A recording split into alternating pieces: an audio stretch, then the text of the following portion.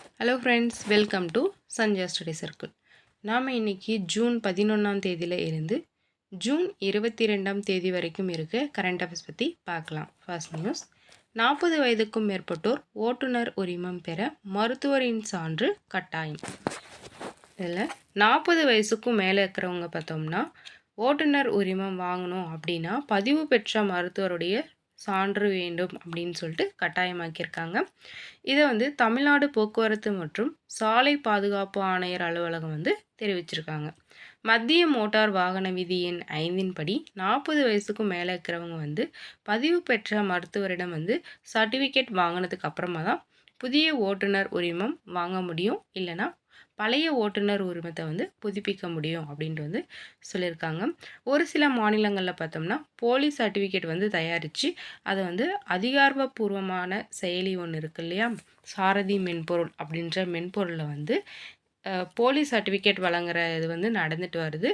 அதை தடுக்கிற விதமாக பார்த்தோம்னா சாரதி மென்பொருளில் தகுதி வாய்ந்த மருத்துவர்கள் தங்களுடைய தமிழ்நாடு மருத்துவ கவுன்சிலில் பதிவு சான்று எண்ணை பதிவேற்றம் செய்யணும். அதில் கேட்குற தங்களுடைய கிளினிக் அல்லது மருத்துவமனை உள்ளிட்ட அனைத்து விவரங்களையும் ஒரு முறை பதிவு செய்யணும். தங்களோட பெயரை ஒரு முறை பதிவு செய்யணும் அப்படின்னு சொல்லியிருக்காங்க.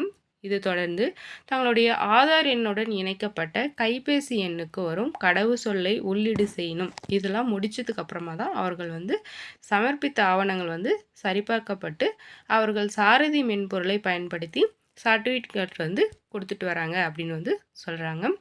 அதனால் தமிழ்நாடு மருத்துவ கவுன்சிலில் பதிவு பெற்ற மருத்துவர்கள் மட்டுமே சாரதி மென்பொருளை இனி பயன்படுத்தி விண்ணப்பதாரர்களுக்கான சான்றிதழ்களை கொடுப்பாங்க அப்படின்னு சொல்லியிருக்காங்க. இதை பார்த்தோம்னா மின்னணு வாயிலாக மட்டும்தான் பதிவேற்றம் செய்ய முடியும் அப்படின்னு சொல்லியிருக்காங்க. நெக்ஸ்ட் நியூஸ், உயர்கல்வியில் இந்தியா முன்னேற வேண்டும். உயர்கல்வி மாணவர்கள் சேர்க்கை தேசிய அளவில் 27% மட்டும்தான் பெற்றிருக்குன்னு சொல்லியிருக்காங்க. தமிழ்நாடு உள்ளிட்ட சில மாநிலங்கள் மட்டும் 50% எட்டியிருக்கிறதா சொல்லியிருக்காங்க.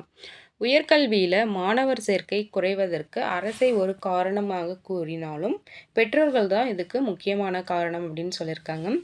மத்திய மாநில அரசுகள் கல்விக்கு ஒதுக்கீடு செய்யும் நிதி மிகவும் குறைவாக இருக்குது அப்படின்னு இருக்காங்க. நாட்டுடைய மொத்த வருவாயில் 6% கல்விக்கு ஒதுக்கணும் அப்படின்ட்டு கோரிக்கை வச்சுட்ருக்காங்க. இருந்தாலும் இது வரைக்கும் 3% தான் கொடுத்துருக்காங்க, அதுக்கு மேலே தானில் அப்படின்றது சொல்லியிருக்காங்க. நம்ம தமிழ்நாடு அரசு பார்த்தோம்னா கல்விக்காக நிறைய திட்டங்களை செயல்படுத்திட்டு வராங்க. அதில் பார்த்தோம்னா ஒரு சில திட்டங்கள் தமிழ் புதல்வன் திட்டம், இல்லம் தேடி கல்வி திட்டம், காலை உணவு திட்டம், எண்ணும் எடுத்தும் திட்டம், புதுமை பெண் திட்டம், இந்த மாதிரியான நிறைய திட்டங்களை செயல்படுத்திட்டு வராங்க. அடுத்ததாக 2030க்குள் காற்றாலை மூலம் 500 ஜிகாவாட் மின் உற்பத்தி செய்ய இலக்கு. இந்தியாவில் 2030ஆம் ஆண்டுக்குள் காற்றாலை மூலம் 500 ஜிகாவாட் மின் உற்பத்தி செய்ய இலக்கு நிர்ணயிச்சிருக்கிறதா தேசிய காற்றாலைகள் நிறுவனம் முன்னாள் பொது இயக்குனர் எஸ் கோமதி நாயகம் சொல்லியிருக்காங்க. சென்னை தரமணியில் உள்ள CSRI வளாகத்தில் இது சொல்லியிருக்காங்க.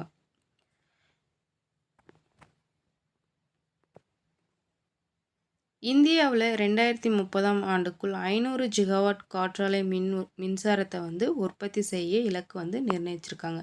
அதே மாதிரி இந்தியாவில் 2070ஆம் ஆண்டுக்குள் கார்பன் அல்லாத நாடாக மாற எதிர்கொள்ள வேண்டும் அப்படின்ற சவாலையும் நம்ம இங்கே தெரிஞ்சுக்கணும் அப்படின்னு சொல்லியிருக்காங்க. நிலையான உட்கட்டமைப்பு வளர்ச்சியானது 2047ஆம் ஆண்டுக்குள் 40 ட்ரில்லியன் பொருளாதாரமாக மாறுவதை இலக்காக கொண்டு பயணிக்க வேண்டும் அப்படின்ட்டு அவங்க சொல்லியிருக்காங்க. நெக்ஸ்ட் நியூஸ், உலகளாவிய பாலின ஏற்றத்தாழ்வு குறியீடு இந்தியா 129வது இடம். அதாவது உலக அளவிய பாலின ஏற்றத்தாழ்வு குறியீட்டில் 2 இடங்கள் சரிந்து இந்தியா 129வது இடத்துல இருக்குதுன்னு சொல்லியிருக்காங்க. இது தொடர்பாக உலக பொருளாதார அமைப்பு வெளியிட்ட அறிக்கையில் உலகளாவிய பாலின ஏற்றத்தாழ்வு குறியீட்டில் Iceland, Finland, Norway, New Zealand, Sweden இந்த மாதிரியான நாடுகள் வந்து முதல் 5 இடங்களை பிடிச்சிருக்கு. இது மூலிமா அந்த நாடுகளில் பாலின ஏற்றத்தாழ்வு மிக குறைவாக இருக்குது அப்படின்னு சுட்டி காட்டியிருக்காங்க. இந்த குறியீட்டில் இந்தியா 2 இடங்கள் சரிந்து 129வது இடம் பிடிச்சிருக்கு. பாகிஸ்தான் 3 இடங்கள் சரிந்து 145வது இடத்திலும், கடைசி இடமான 146வது இடத்தில் சூடானும் இருக்குது. இது மூலிமா இந்த நாடுகளில் பாலின ஏறத்தாழ்வு அதிகமாக உள்ளது தெரிய வந்துள்ளது. தற்போதைய வேகத்தில் பாலின சமத்துவத்தை முழுமையாக எட்ட 134 ஆண்டுகள், அதாவது 5 தலைமுறைகள் ஆகும் அப்படின்ட்டு பொருளாதார அமைப்பு வந்து தெரிவிச்சிருக்காங்க.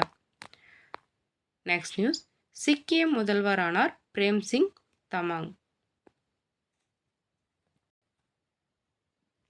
சிக்கிம் முதல்வராக தொடர்ந்து 2வது முறையாக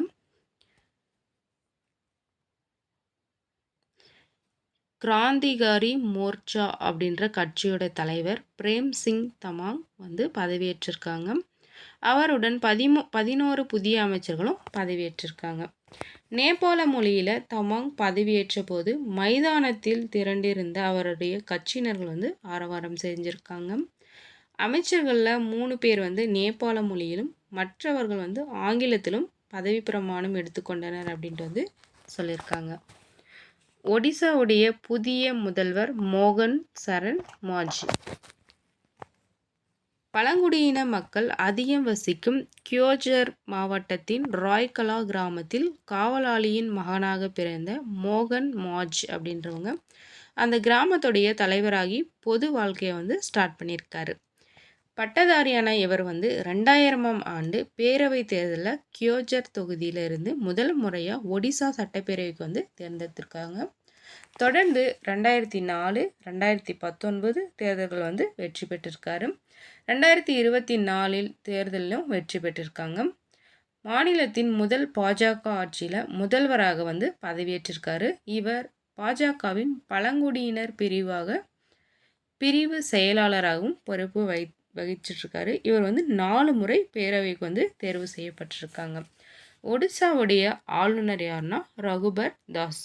ஒடிசாவுடைய தலைநகரம் புவனேஸ்வரம். நெக்ஸ்ட் நியூஸ், ஆந்திரா முதல்வராக சந்திரபாபு நாயுடு இன்று பதவியேற்பு. ஆந்திரத்தின் ஒரே தலைநகராக அமராவதி திகழும் அப்படின்ட்டு அம்மாநிலத்தின் புதிய முதல்வராக பதவியேற்க உள்ள என் சந்திரபாபு நாயுடு வந்து தெரிவிச்சிருக்காரு. கடந்த 2014ஆம் ஆண்டு ஒருங்கிணைந்த ஆந்திரத்திலிருந்து பிரிந்து தெலுங்கானா தனி மாநிலமாக உருவானது. தெலுங்கானாவுடைய தலைநகரமாக ஹைதராபாத் செயல்படும் அப்படின்னு வந்து தெரிவிச்சிருந்தாங்க. அப்போது ஆந்திரத்தில் ஆட்சியில் இருந்த சந்திரபாபு நாயுடு அமராவதியை மாநில தலைநகராக தீர்மானித்து பணிகளை வந்து ஸ்டார்ட் பண்ணார். அதுக்கப்புறமா ஆட்சிக்கு வந்த OSR காங்கிரஸ் தலைவர் ஜெகன்மோகன் ரெட்டி 3 தலைநகரங்கள் அமராவதி, கர்னூல், விசாகப்பட்டினம் கொள்கையை வந்து முன்மொழிஞ்சார். இதனால் ஆந்திரத்தில் தலைநகருக்கான கட்டமைப்பு பணிகள் வந்து பாதிலேயே முடங்கிடுச்சுன்னு சொல்லியிருக்காங்க.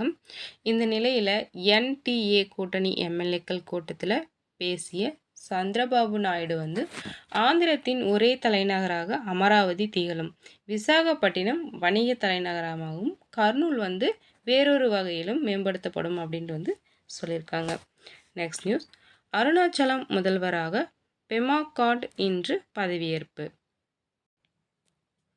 நெக்ஸ்ட் நியூஸ், பசுந்தாள் உர விதைகளை அளிக்க மண்ணுயிர் காத்து மண்ணுயிர் காப்போம் திட்டம். விவசாயிகளுக்கு பசுந்தாள் உர விதைகளை விநியோகம் செய்யும் புதிய திட்டமான மண்ணுயிர் காத்து மண்ணுயிர் காப்போம் திட்டத்தை வந்து ஸ்டார்ட் பண்ணியிருக்காங்க. இந்த திட்டத்தின் கீழ் பசுந்தாள் உர விதை விநியோகம் செய்யப்பட இருக்காங்க. பசுந்தாள் உரம் பயிர்கள் மூலம் மண் வளம் பேணி காக்கப்படும் அப்படின்ட்டு வந்து சொல்லியிருக்காங்க. நெக்ஸ்ட் நியூஸ், விசாரணையை தொடங்கினார் ஓய்வு பெற்ற நீதிபதி கோகுல்தாஸ். லோக் ஆயுக்தா தலைவராக மு ராஜாராம் நியமனம். 1996 மொரார்ஜி தேசாய் தலைமையிலான நிர்வாக சீர்திருத்த ஆணையம் வந்து இது வந்து பரிந்துரை செய்யப்பட்டிருக்கு. தமிழ்நாட்டில் லோக் ஆயுக்தா சட்டம் 2018 நவம்பர் 13ஆம் ஆண்டு அமலுக்கு வந்திருக்கு. தமிழ்நாட்டுடைய லோக் ஆயுக்தா அமைப்பின் தலைவராக மொரார்ஜி மு ராஜாராம் வந்து நியமிக்கப்பட்டிருக்காங்க. இதற்கான உத்தரவை மனிதவள மேலாண்மை துறை வந்து வெளியிட்டிருக்கு. தமிழ்நாடு லோக் ஆயுக்தா அமைப்பின் தலைவராக ஓய்வு பெற்ற நீதிபதி பி தேவதாஸ் வந்து பொறுப்பு வகிச்சிட்ருக்காரு. அவர் வந்து தனது பதவியை கடந்த ஏப்ரல் 20ஆம் தேதி வந்து ராஜினாமா செஞ்சுருக்காங்க. இதனிடையே லோக் ஆயுக்தா அமைப்பின் தலைவர் மற்றும் நீதித்துறை சாராத 2 உறுப்பினர்களை நியமனம் செய்வதற்காக தேர்வுக்குழு வந்து தமிழக அரசால் அமைக்கப்பட்டிருக்கு. ஓய்வு பெற்ற நீதிபதி GM அக்பர் அலி தலைமையிலான இந்த குழுவிடம் தகுதியுள்ள நபர்கள் சார்பில் விண்ணப்பங்கள் வந்து அளிக்கப்பட்டிருக்கு. இந்த விண்ணப்பங்களை தேர்வுக்குழு ஆய்வு செய்து வரும் நிலையில் லோக் ஆயுக்தா அமைப்பின் தலைவராக மு ராஜாராம் வந்து நியமிக்கப்பட்டிருக்காங்க. இவர் பார்த்தோம்னா தற்போதைய அமைப்பின் மூத்த உறுப்பினராக செயல்பட்டு வராங்க. அவரை பொறுப்பு தலைவராக தமிழ்நாடு லோக் ஆயுக்தா சட்டப்பிரிவு 8(1) கீழ் நியமிக்கலாம் அப்படின்று அதன் பதிவாளர் சார்பில் அரசுக்கு கடிதம் அனுப்பப்பட்டிருக்கு அப்படின்னு வந்து சொல்லியிருக்காங்க. நெக்ஸ்ட் நியூஸ், இந்திய இராணுவத்துக்கு புதிய தலைமை தளபதி. இந்திய இராணுவத்தின் புதிய தலைமை தளபதியாக உபேந்திர துவிவேதி வந்து நியமிக்கப்பட்டார். தற்போது இராணுவ தலைமை தளபதியாக உள்ள மனோஜ் பாண்டேயின் பதவிக்காலம் ஜூன் 30ஆம் தேதி வரைக்கும் இருக்குது அப்படின்னு வந்து சொல்லியிருக்காங்க. இப்போது பதவியேற்ற உபேந்திர துவிவேதி அப்படின்றவங்க வந்து இராணுவ துணை தளபதியாக இருந்திருக்காரு. நெக்ஸ்ட் நியூஸ், தேசிய பாதுகாப்பு ஆலோசகராக அஜித் தோவால் மீண்டும் நியமனம். தேசிய பாதுகாப்பு ஆலோசகராக அஜித் தோவால் 3வது முறை வந்து நியமிக்கப்பட்டிருக்காங்க. அதே மாதிரி பிரதமரின் முதன்மை செயலாளராக PK மிஸ்ராவை மீண்டும் நியமனம் செய்து மத்திய அரசு வந்து அறிவிச்சிருக்காங்க. மக்களவைத் தேர்தலில் NTA கூட்டணியின் வெற்றியை தொடர்ந்து பிரதமராக நரேந்திர மோடி தொடர்ந்து 3வது முறையாக பதவியேற்றிருக்காரு. அவரோட 71 பேர் அடங்கிய மத்திய அமைச்சரவையும் பதவியேற்றிருக்காங்க. இந்த நிலையில் பார்த்தோம்னா தேசிய பாதுகாப்பு ஆலோசகராக அஜித் தோவால், பிரதமரின் முதன்மை செயலாளராக PK மிஸ்ரா ஆகியோர் வந்து நியமிக்கப்பட்டுள்ளாங்க. 2005ஆம் ஆண்டு பணி ஓய்வு பெற்ற IPS அதிகாரியான அஜித் தோவாலுக்கு 3வது முறையாக பணி நீட்டிப்பு வழங்கியிருக்காங்க. இது தொடர்பாக மத்திய பணியாளர் அமைச்சகம் வெளியிட்ட அறிக்கையில், தேசிய பாதுகாப்பு ஆலோசகராக ஓய்வு பெற்ற IPS அதிகாரி அஜித் தோவாலை நியமிக்க மத்திய அமைச்சரவையின் நியமனக்குழு வந்து ஒப்புதல் அளிச்சிட்ருக்காங்க. பதவிக்காலத்தில் கேபினெட் அமைச்சர் அந்தஸ்துக்கான அதிகாரத்தை தோவால் பெறுவார். மேலும் இவருடைய நியமனத்தின் விதிமுறைகள் மற்றும் நிபந்தனைகள் பின்னர் தனித்தனியாக அறிவிக்கப்படும் சொல்லியிருக்காங்க. அதேபோல் பிரதமரின் முதன்மை செயலாளராக ஓய்வு பெற்ற IAS அதிகாரி PK மிஸ்ராவின் நியமனத்துக்கும் மத்திய அமைச்சரவை நியமனக்குழு ஒப்புதல் அளிச்சிருக்கு. பிரதமரின் பதவிக்காலம் அல்லது மறு உத்தரவு வெளியாகும் வரை எது முந்தையதோ அதுவரையில் இருவரும் இப்பொறுப்புகளில் தொடர்வார்கள் அப்படின்னு வந்து தெரிவிச்சிருக்காங்க. நெக்ஸ்ட் நியூஸ், மக்களவை இடைக்கால தலைவர் நியமனம். 18வது மக்களவையின் இடைக்கால தலைவராக ஒடிசாவைச் சேர்ந்த பாஜக MP பர்கு ஹரி மகதாப் வந்து நியமிக்கப்பட்டிருக்காங்க. இவர் வந்து தற்போதைய 7வது முறையாக மக்களவைக்கு தேர்வாகியுள்ளார். அரசமைப்பு சட்டத்தின் 95(1) பிரிவின் கீழ் இவரை மக்களவை இடைக்கால தலைவராக நியமிச்சிருக்காங்க. குடியரசுத் தலைவர் ஆணை பிறப்பித்துள்ளதாக நாடாளுமன்ற விவகார துறை அமைச்சர் கிரண் ரிஜிஜு தெரிவித்துள்ளார். மக்களவையின் முதல் கூட்டம் வரும் ஜூன் 24ஆம் தேதி தொடங்கும் நிலையில் புதிய MPக்கள் இடைக்கால அவைத் தலைவரின் முன்னிலையில் பதவியேற்க இருக்காங்க. இந்த நிலையில் கேரளத்தைச் சேர்ந்த காங்கிரஸ் MP கொடிக்குன்னில் சுரேஷ் இதனை வந்து விமர்சிச்சிருக்காரு. மக்களவையின் மூத்த உறுப்பினராக உள்ள நான் 8வது முறையாக MPயாக தேர்வாகியுள்ளேன் அப்படின்னு வந்து சொல்லியிருக்காங்க. சிக்கிம் நிலச்சரிவுகளில் 6 பேர் உயிரிழப்பு.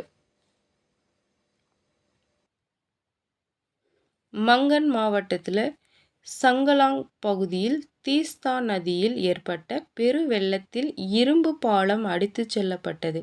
இந்த மாவட்டத்தில் நிலச்சரிவுகள் பல்வேறு சாலைகள் துண்டிக்கப்பட்டிருக்கு. அங்குள்ள பல்வேறு சுற்றுலா தலங்கள் நாட்டின் பிற பகுதிகளிலிருந்து துண்டிக்கப்பட்டிருக்கு. சோரங் மாவட்டத்தின் கேதாங் நம்தரங் பகுதியில் ஏற்பட்ட நிலச்சரிவால் ஏராளமான வீடுகள் சேதமடைந்திருக்கு. இதில் மங்கன் மாவட்டத்தில் 3 பேர் உள்பட மாநிலத்தின் மொத்த 6 பேர் உயிரிழந்து விட்டதாக அதிகாரிகள் தெரிவிச்சிருக்காங்க. சிக்கிமுடைய முதல்வர் பார்த்தோம்னா மீட்பு நிவாரண நடவடிக்கைகளை முடுக்கிவிடுமாறு மாநில அரசின் பல்வேறு துறைகள் மற்றும் காவல்துறைக்கு உத்தரவிட்டிருக்காரு. இமயமலையை ஒட்டி அமைந்துள்ள சிக்கிமில் கடந்த ஆண்டு அக்டோபரில் ஏற்பட்ட பெருவெள்ளத்தில் சுமார் 50 பேர் உயிரிழந்திருக்காங்க அப்படின்னு சொல்லிட்டு குறிப்பிட்டிருக்காங்க. உத்தர்கண்ட் ஆற்றுக்குள் வேன் கவிழ்ந்து சுற்றுலா பயணிகள் 14 பேர் உயிரிழப்பு. உத்தர்கண்ட் மாநிலத்தில் உள்ள சோப்தா பகுதியில் அவர்கள் சுற்றுலா சென்றபோது வாகனம் கட்டுப்பாட்டை இழந்ததால் விபத்து ஏற்பட்டதாக கார்வால் IGKS நாக்யால் தெரிவிச்சிருக்காங்க. இது தொடர்பாக அவர் மேலும் கூறியிருக்கிறது என்னன்னா, பத்ரிநாத் தேசிய நெடுஞ்சாலைக்கு அருகே 250 மீட்டர் ஆழத்தில் உள்ள அலக்நந்தா ஆற்றுக்குள் டெம்போ வேன் கவிழ்ந்து விபத்துக்குள்ளாச்சு. அதில் பயணித்த 26 பேரில் 14 பேர் உயிரிழந்திருக்காங்க, 12 பேர் காயமடைந்திருக்காங்கன்னு சொல்லியிருக்காங்க. நெக்ஸ்ட் நியூஸ், எழுத்தாளர் பாமாவுக்கு ஔவையார் விருது. எழுத்தின் மூலம் சமூக தொண்டாற்றி வரும் பாமாவுக்கு ஔவையார் விருது கொடுத்துருக்காங்க.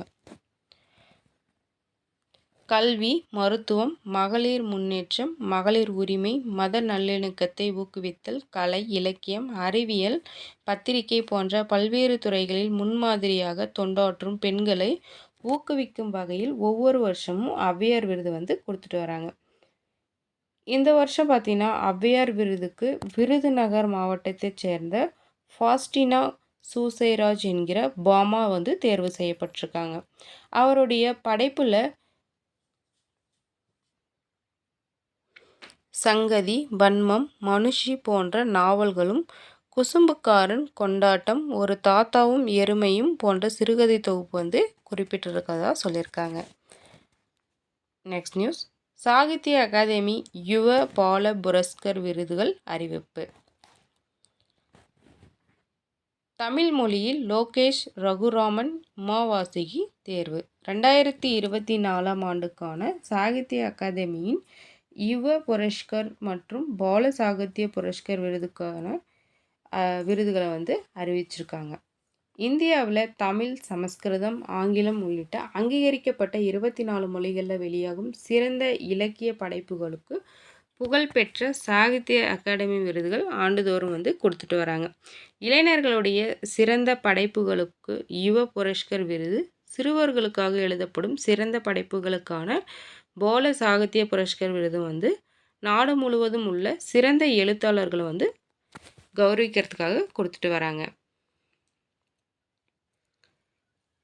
சாகித்ய அகாதமியின் நிர்வாக குழு கூட்டம் அதன் தலைவர் மாதவ் கௌசிக் தலைமையில் நடைபெற்று வருது. இந்த கூட்டத்தில் நடுவர் குழுவின் பரிந்துரைகளின் அடிப்படையில் யுவ புரஸ்கார் 2024 விருதுக்கு தேர்ந்தெடுக்கப்பட்ட 23 எழுத்தாளர்களை தேர்வு செய்ய ஒப்புதல் அளிச்சிருக்காங்க. 2024 விருதாளர் பின்னர் அறிவிக்கப்படுவாங்கன்னு சொல்லியிருக்காங்க. பால சாகித்ய புரஸ்கர் 2024 விருதுக்கு கடந்த ஜனவரி 1, 2018 ஆண்டு முதல் டிசம்பர் 31, 2022 ஆண்டு வரைக்கும் வெளியான நூல்களை பரிந்துரைக்கு எடுத்திருக்காங்கன்னு சொல்லியிருக்காங்க. விருதாளர்களுக்கு கலச வடிவிலான செப்பு தகடு விருது மற்றும் 50,000 காசோலையும் பின்னர் நடைபெறும் சிறப்பு விழாவில் வழங்கப்படும் அப்படின்ட்டு ஸ்ரீனிவாசராவ் தெரிவிச்சிருக்காரு. தமிழ் மொழியில் லோகேஷ் ரகுராமன் தேர்வு செய்யப்பட்டிருக்காங்க. இவருடைய முதல் கதை தொகுப்பான விஷ்ணு வந்தார் நூலுக்கு விருது தேர்வாயிருக்கு. இளம் எழுத்தாளரான லோகேஷ் ரகுராம் இணைய இதழ்களில் சிறுகதைகள் மற்றும் கட்டுரைகளை எழுதிட்டு வராரு.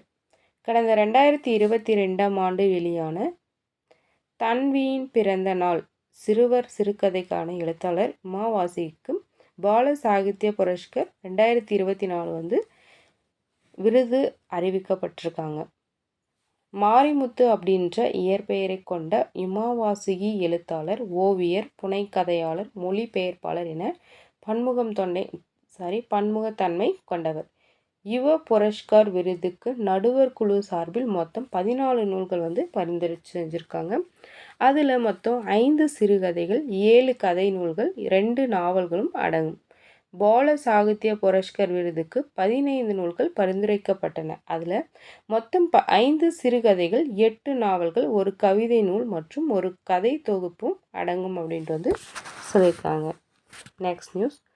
குழந்தை தொழிலாளர் இல்லாத மாநிலம், முதல்வர் ஸ்டாலின் உறுதி.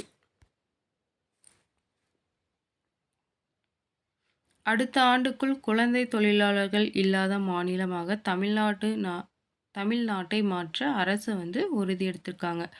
குழந்தை தொழிலாளர் முறை எதிர்ப்பு தினம் எப்போனா ஜூன் 12.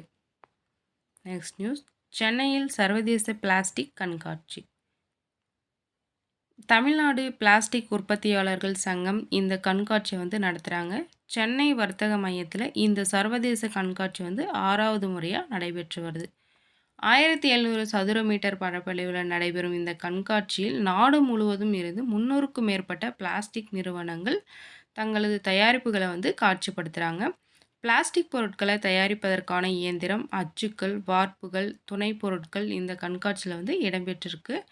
இலங்கை, வியட்நாம், மலேசியா, மியான்மர், கென்யா ஆகிய நாடுகள்லேருந்து பார்வையாளர்கள் வரவிருக்கும் இந்த சர்வதேச கண்காட்சியை 40,000க்கும் மேற்பட்டவர்கள் பார்வையிடுகிறார்கள் அப்படின்னு சொல்லிட்டு எதிர்பார்க்கிறதா சொல்லியிருக்காங்க.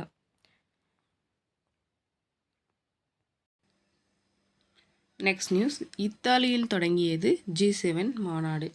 G7 உறுப்பு நாடுகளின் தலைவர்கள் பங்கேற்கும் மாநாடு இத்தாலியில் ஸ்டார்ட் பண்ணியிருக்காங்க. எங்கன்னா இத்தாலியில் பசானோ நகர் அப்படின்ற இடத்துல தான் ஸ்டார்ட் பண்ணியிருக்காங்க.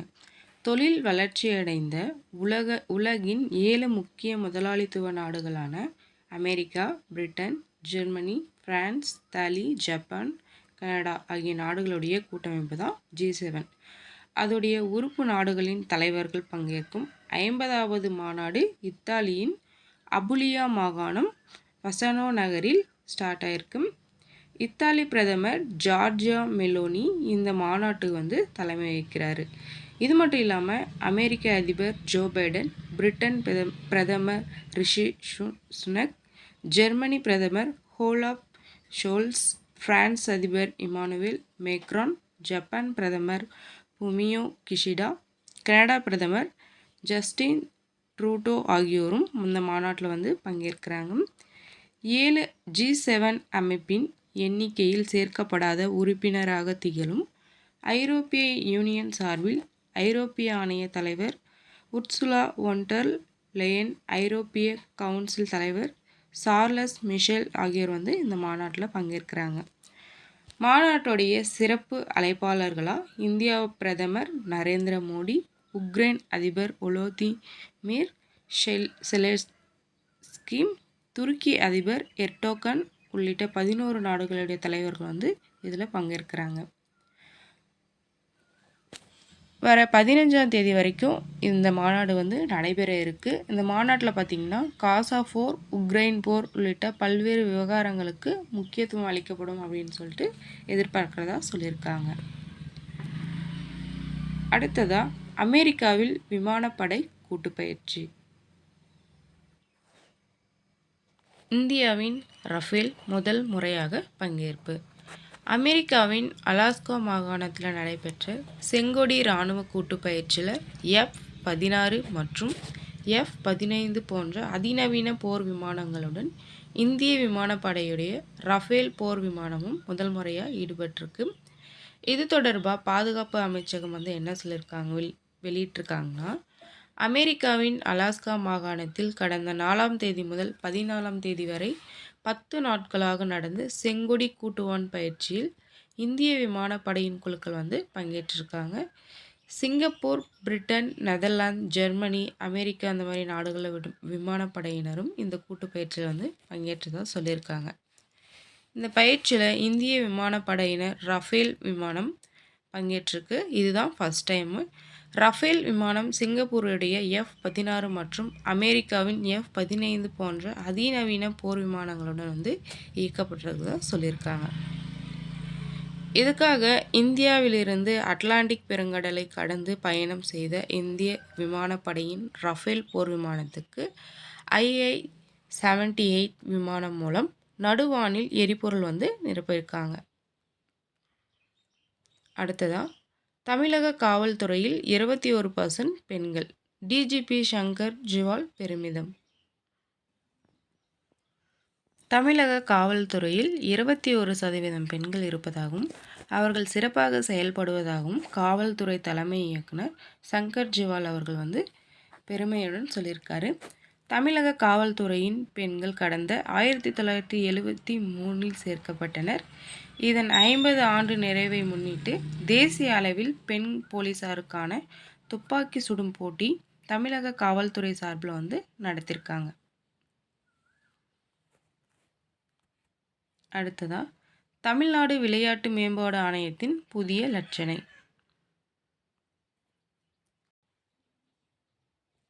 கேலோ இந்தியா இளையோர் விளையாட்டு போட்டிகளை வெற்றிகரமாக நடத்தியிருக்காங்க. இந்த போட்டியில் 38 தங்கம், 21 வெள்ளி, 39 வெண்கலம் என 98 பதக்கங்களுடன் முதல் முறையாக பதக்கப்பட்டியலில் தமிழகம் 2வது இடத்தை பிடிச்சிருக்கு. அடுத்ததாக உலக அளவிய நன்மைக்கான உந்து சக்தி யோகா சர்வதேச யோகா தின நிகழ்ச்சி. உலகளவிய நன்மைக்கான வலுவான உந்து சக்தியாக யோகாவை சர்வதேச சமூகம் பார்க்கிறது அப்படின்னு சொல்லிட்டு மோடி அவர்கள் தெரிவிச்சிருக்காரு.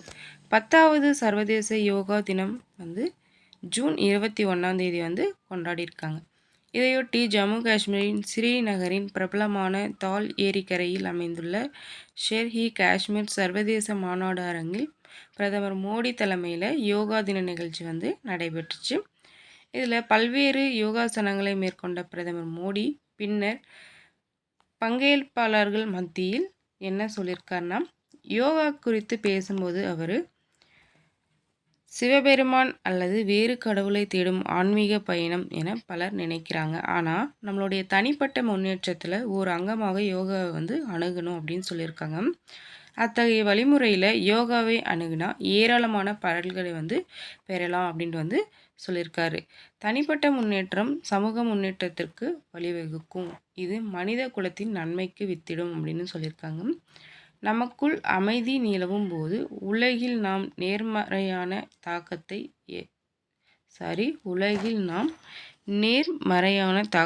ஏற்படுத்த முடியும். சமுதாயத்தில் நேர்மறையான மாற்றத்தை ஏற்படுத்த புதிய வழிமுறைகள் யோகா மூலம் பிறக்குது அப்படின்ட்டு சொல்லியிருக்காரு. Okay friends, thank you.